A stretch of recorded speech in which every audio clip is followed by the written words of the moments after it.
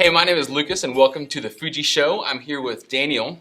Yeah? Yeah. On episode number 4. Now, Daniel, what are we talking about today? I'm pretty sure we're going to talk about the iPad Pro in kind of a business setting, because we've done an iPad Pro video in the past, but that was kind of a fun, that we kind of spoofed a TV show with it, but this is going to be a little bit more nitty-gritty, I think, than that one.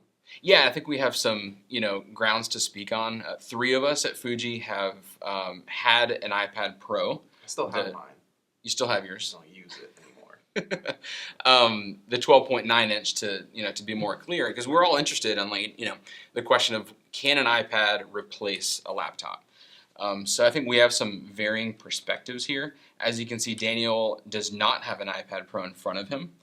I don't. When did you get your MacBook Pro? Because he went all iPad when it came out. It was sometime last month after I totaled my car, but before I got the new car. I see. Cool. I'm okay. There you go. It's car total and post, sure. So what we want to do is just break it down. For professionals, whether you're a mobile professional or an IT administrator, also, just to give you some personal experience. Because I am going meeting to meeting, sometimes doing presentations. Yet I also have to manage servers and remote into servers.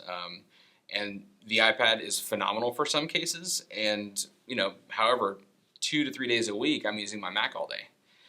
So I think like most, topics today, it's kind of a gray area.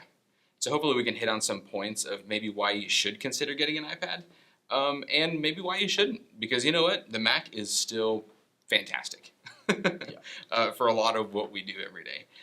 So cool. Let's start with why you might consider getting an iPad.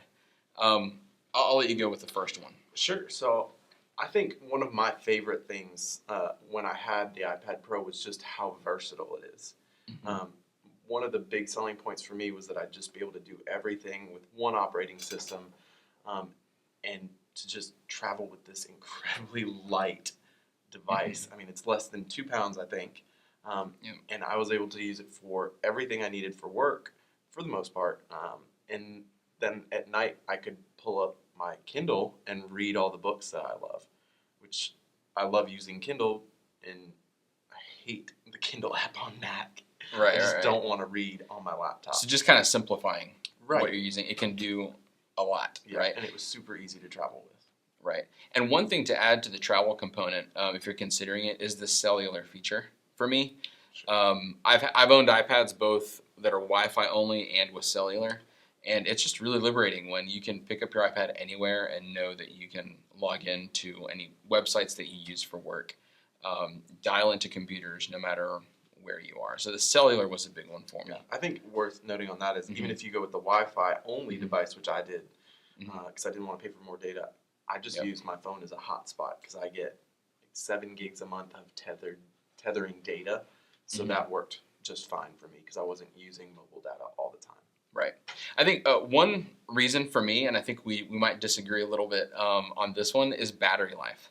The battery life for me is awesome, but I use it in a different context than Daniel. How I'm using the iPad is really when I know I've got a day of meetings, and what I can do with the iPad is basically go 2 days without charging it. It's quick to open up and close. So if you are traveling a lot, in my opinion, the battery life is just a whole lot easier to maintain. It's not the end of the world if I don't charge it one night, because I can usually get through 2 days just fine with it. But you had a different experience. I did. So I was using my iPad Pro full time. I sold my MacBook, so I didn't have a Mac during the period of time where I was using the iPad Pro. I mean, my wife had one, but that doesn't account. So my iPad Pro, I'd wake up and get to work at 7 and then work on it for 8+ hours, and I would have to plug it in around noon or 1 almost every day because I was constantly multitasking and had bajillion apps open and just doing a lot of processor intensive things, and the battery just seemed to drain relatively quickly. Right. So are you saying that the MacBook Pro is actually better battery life? Yeah, definitely. Interesting, yeah. Definitely. I can go easily a full day doing everything that I normally did with my iPad Pro, and I'll end up with still probably 30% of my battery left come 5 or 6 o'clock. Yeah, so then you ask the question, well, which is better for you? I think it depends. what does your day look like? Because I think they're built for two different reasons, So that's a really good point. For me, I think you mentioned this. I like the focus of an iPad because it kind of encourages you to use one app at a time. Right. You can use two apps with certain apps that have been redeveloped to allow split view. So I like the simplicity of it. It just lets me focus on what I need to focus. And then the next one that I had was annotations. Again, this may not apply to everyone, but if you are an artist or at least just annotating a lot of documents, maybe in a law firm, something like that, it is nice to go through a multi-page PDF, marking up, with the Apple Pencil. Anything else? No, I think you're absolutely right on the focus thing. I found myself kind of locked in with the iPad Pro, and I think with the Mac, I'm a lot more prone to distractions with because between iMessage and just the web being a little bit easier to manipulate and all my personal files being right there on my desktop, it's just real easy to get sucked into things that aren't work, whereas on the iPad Pro it's just a lot more controlled feeling. Yeah, agreed. And then the other pro is if you're in sales or doing speaking engagements, the 13-inch, 12.9-inch screen is really nice when you're sitting across the table with a prospect or a client. That is nice to kind of go through a slideshow on that. Yeah, and then just being mobile in general, let me show you the case that Bill and I use, Waterfield, made in San Francisco. This is awesome, so shout out to Waterfield. The iPad Pro has such little accessories, and you can go, again, in my experience, all day without a battery life. I don't need a whole briefcase to carry my charger with it. And they've made this just really thoughtful case where I can stick my iPad, Apple Pencil. And then today I'm carrying a couple of dongles because I'm not sure what projector will be able to connect there. Sure. So worth noting, the MacBook Pro 13-inch also fits in that case perfectly. That's true, yeah. So if I know I won't be draining my MacBook battery, then I can get away with just sliding my MacBook Pro into this and not have to carry the charger around with it. That's great. Cool. All right, so anything else for why you should get an iPad? No. Cool. It's a great device. I loved it while I had it. My wife is now using the one that I bought to help her with schoolwork as kind of an extra screen while she's studying so she can have a book, her MacBook, and then the iPad Pro, all with different resources that she's researching to write all her master's papers and all that. So it's super helpful for her. Right, sure. Cool. All right, so let's touch on maybe why you shouldn't get an iPad Pro. Why it's maybe not for everyone. So the first one that I thought of right out of the gate is file management. Right? It's a little clunky, and I think this is because the way iOS is designed. There's no documents folder on an iPad, right, or an iPhone. So in our experience, we happen to use Dropbox Business as our main file server, if you will, for our team. And if you have to collaborate with other people with Dropbox or Box, that type of file sharing service, what ends up happening on iOS is you're making multiple copies of documents. You want to edit a file, you've got to put it into another app, and then save it back and overwrite the other one. It's just a little clunky. What I will say is if your company is using OneDrive from Office 365, then OneDrive integrates perfectly, actually really well, with all of their apps, Microsoft Word, Excel, and PowerPoint. So that kind of works to your advantage if your company is using that. Or maybe you're on your own or you don't need to collaborate much with people and you can just stay in Apple's platform. Then you can stay by storing all of your documents in iCloud and then using Keynote, Numbers, and Pages. And that's also seamless. So it just depends on what platform you're on. For us, we just have to use Dropbox because it's so flexible. And on iOS, it's just a little clunky. Anything you want to add to that?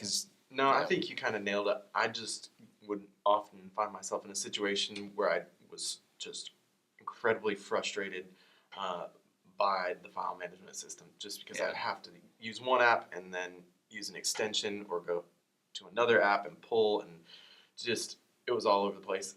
It's worth saying, though, that as problematic as that can seem, it's really a small problem in the grand scheme of things. Yep. Because Bill, our sales guy, is he's the only one that's using it full time, and he loves it. He hasn't touched his Mac in months, and he's constantly dealing with file management, and he does it just fine, and he loves it.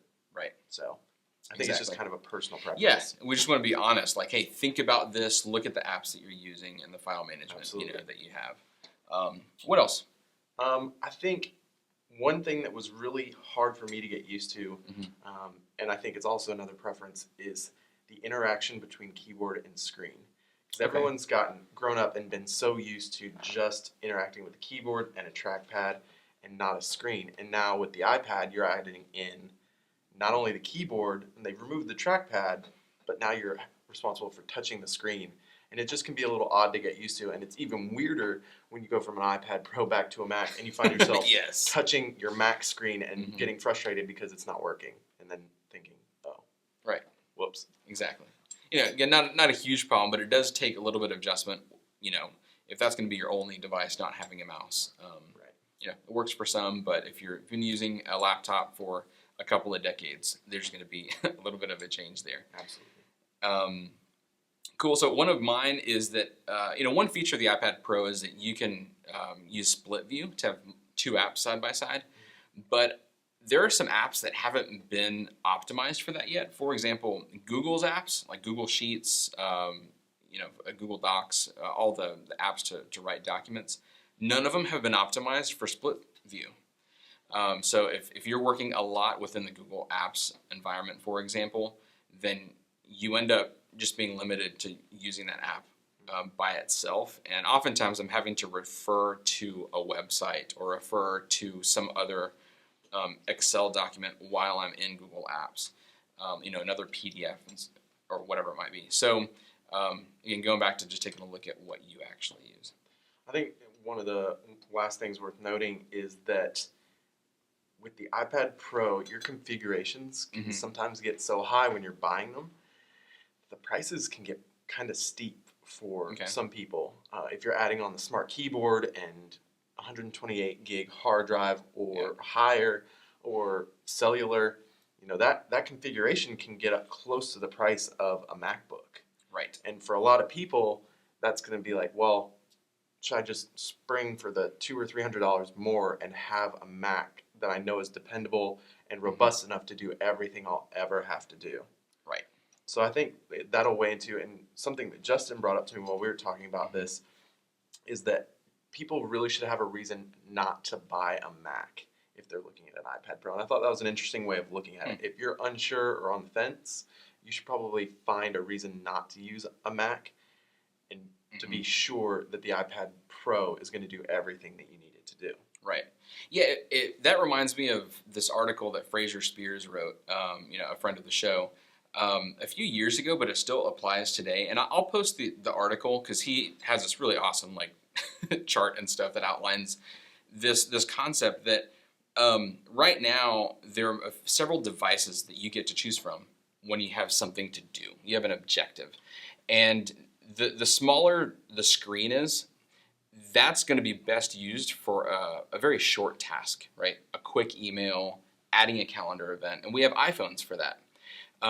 However, if it's a very intense task that takes longer time, like editing a movie, or maybe working in Photoshop on some complex image, a Mac might be the better tool for that. And so what I'm seeing the iPad do, year over year as they keep enhancing its functionality, is kind of spreading that gap, right? So if your tasks that you're doing are less time intensive, for example, a sales role where it's more, adjusting just an Excel sheet here and there, then the iPad Pro might be a really great option for you. And in fact, when you bought your iPad Pro, you were able to do a lot of your work on the web, right? So the iPad actually fit inside of that threshold, if you will, of medium intensive tasks. Right. But as Daniel's role has been growing, you're actually, cutting these videos now, doing more work in Adobe apps. I think that was the threshold. That's my tipping point. Yeah, that kind of put you over the edge to go ahead and buy the Mac.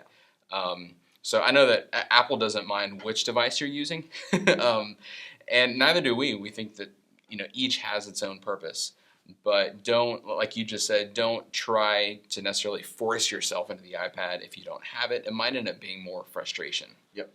than it's worth. The last thing I'll say about the cost of the iPad, if you don't need to, I think with this whole kit that I have, the cellular, the Apple Pencil, the keyboard, ends up being close to $1,400-$1,500 when you add in tax and everything like that. However, the iPad Pro can be as affordable as $799 is where the prices start. However, repairs for the iPad are virtually non-existent. So I think for a company buying, deciding whether to buy a fleet of iPads or a fleet of MacBooks, the repair costs are definitely something to consider. Apple Care is cheaper for iPads at $99 instead of that $249 price point for Macs. So the ongoing cost of an iPad will be less. So that's just one other thing to consider. That's great. Cool. Anything else? No, that's it.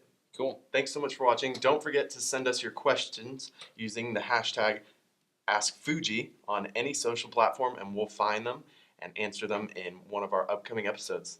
Thanks so much for watching, guys.